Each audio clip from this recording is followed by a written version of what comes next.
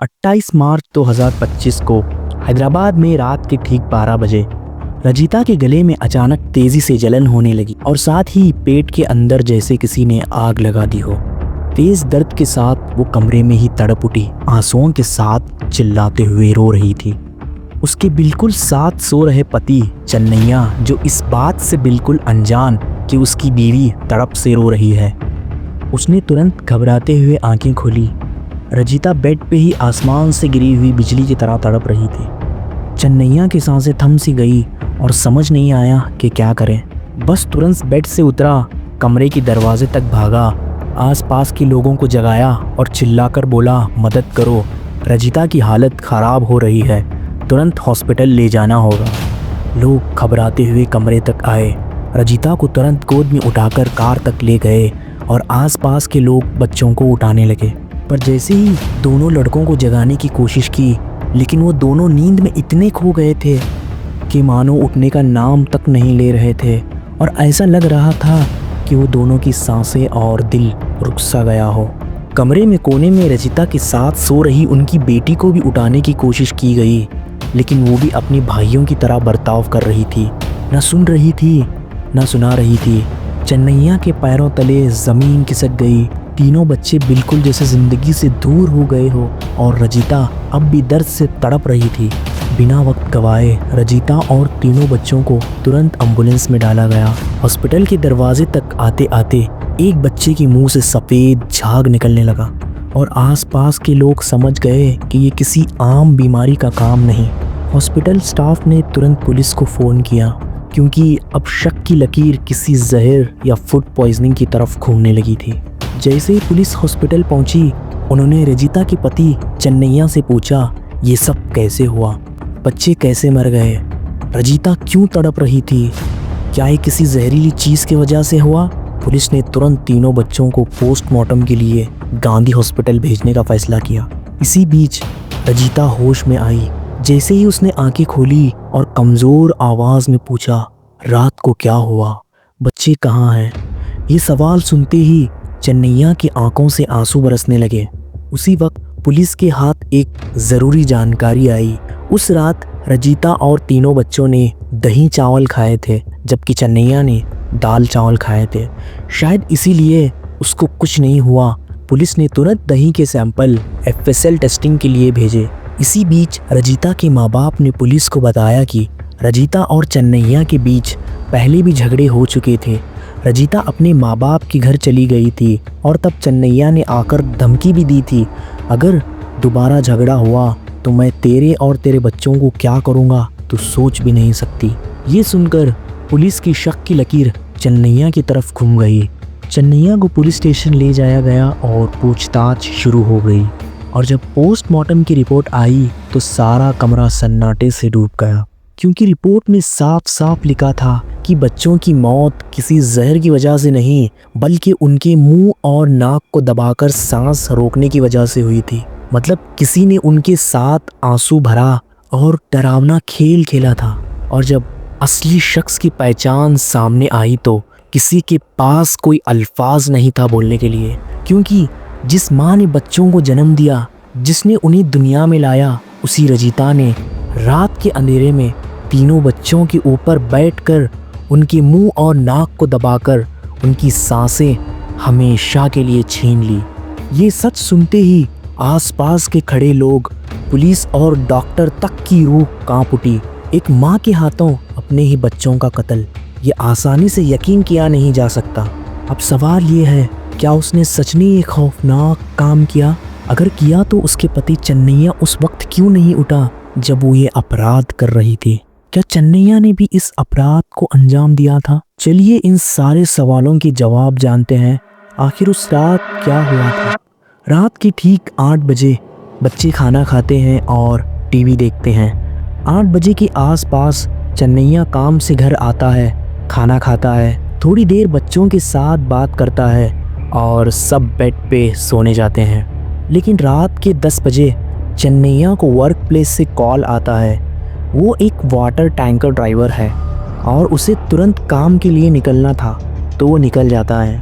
यही वो वक्त था जब रजिता किचन गई एक शराब की बोतल निकाली और थोड़ी सी शराब पी और कमरे की ओर चली। हाथ में एक पुराना टॉवेल भी था। सबसे पहले 12 साल के बड़े बेटे साई कृष्णा के ऊपर बैठी उसके हाथों को अपने घुटनों के नीचे दबा दिया और टॉवेल से उसकी सांस रोक दी। फिर 8 साल के छोटे बेटे गौतम के साथ भी यही किया। गौतम कमज़ोर था और हड़बड़ा रहा था। उसी के दौरान उसकी नाक से खून निकल आया। रजिता ने उस खून को उसी टॉवेल से साफ किया।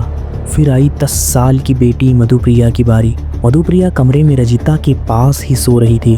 रजिता ने उसके साथ भी यही किया। उसके हाथों को पकड़ा और उसके मुंह और नाक को टॉवेल से दबा दिया। मधुप्रिया ने पूरी ताकत से लड़ने की कोशिश की पर रजिता ने अपनी ही बेटी की सांस रोक दी। ये अपराध करने के बाद रजिता ने टॉवेल छिपाया, कमरे के अंदर बिल्कुल नॉर्मल सा नाटक किया और अपने ही बच्चों के बीच ही लेट गई। रात के 12 से 1 के बीच चन्नैया वापस आया और दरवाज़ा खटखटाया। रजिता उठी और दरवाज़ा खोला। चन्नैया कमरे के अंदर आया और मधुप्रिया के साथ लेटा। उसे क्या पता था जिस बेटी के साथ वो लेटा है अब वो इस दुनिया से गुजर गई है। रजिता पूरी रात जागती रही, सोचती रही क्या करना है आगे, और ठीक 2 बजे उसने अपने पेट दर्द का नाटक किया। ज़ोर ज़ोर से चिल्लाई, आसपास के लोग को जगाई, पेट में बहुत दर्द हो रहा है। ये सुन के आसपास के लोग ने मदद की। रजिता को तुरंत हॉस्पिटल ले गए। बच्चों को एम्बुलेंस से हॉस्पिटल लाया, लेकिन तब तक वो तीनों बच्चे इस दुनिया से गुजर गए थे। हॉस्पिटल में रजिता ने पूरी एक्टिंग की। जब उसको होश आया उसने कहा, बच्चे खाना खाने की वजह से मर गए और मुझे भी इसी की वजह से इतनी तकलीफ़ हो रही थी। पर जब पोस्टमार्टम की रिपोर्ट आई तो पूरी तस्वीर ही बदल गई। पोस्टमार्टम के अनुसार बच्चों की मौत शहर से नहीं बल्कि सांस रोकने से हुई थी। ये रिपोर्ट देखकर पुलिस रजिता के कमरे तक पहुंची और उसे सीधा पूछा। पहले रजिता ने कहा बच्चों की मौत खाने से हुई है। फिर पुलिस ने पोस्टमार्टम की रिपोर्ट दिखाई। बच्चों की मौत फूड पॉइजनिंग से नहीं, सांस रोकने की वजह से हुई थी।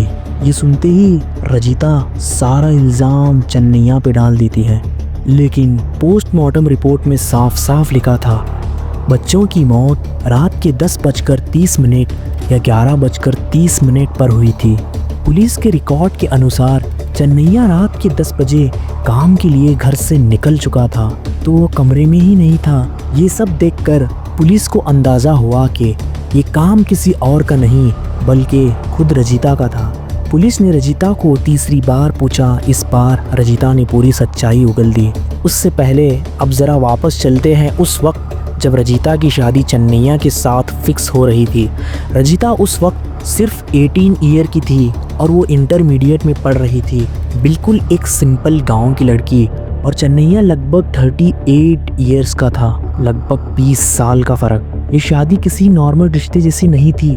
चन्नैया ऑलरेडी शादीशुदा था। उसकी पहली बीवी प्रेग्नेंट थी, लेकिन डिलीवरी के टाइम मदर और चाइल्ड दोनों की डेथ हो गई थी। तब से वो अकेला था और फैमिली उसके लिए दूसरी शादी देख रही थी। इस वजह से जब चन्नैया का रिश्ता रजिता के लिए आया, रजिता के घर वालों ने एक कंडीशन रखी, अगर तुम्हें रजिता से शादी करना है तो अपनी सारी प्रॉपर्टी उसके नाम करनी होगी।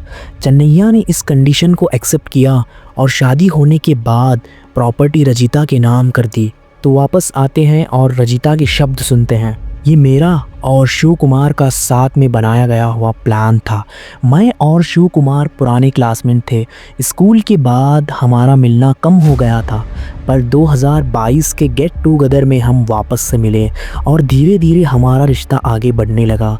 शिव कुमार के साथ मेरा भागने का इरादा बना था, लेकिन बीच में आई प्रॉपर्टी की दिक्कत। प्रॉपर्टी चन्नैया मेरे नाम लिखी थी और बच्चे बड़े होकर उसके हकदार बन जाते अगर वो मेरे साथ रह जाते तो, और प्रॉपर्टी कम हो जाती। अगर बच्चे नहीं रहे तो सारी प्रॉपर्टी मेरे नाम ही रहेगी और मैं आसानी से भागकर शादी कर लूँगी। यही सोचकर हमने ये डरावनी साजिश की, और उस रात जब चन्नैया काम के लिए गया मैंने अपने तीनों बच्चों को मार दिया।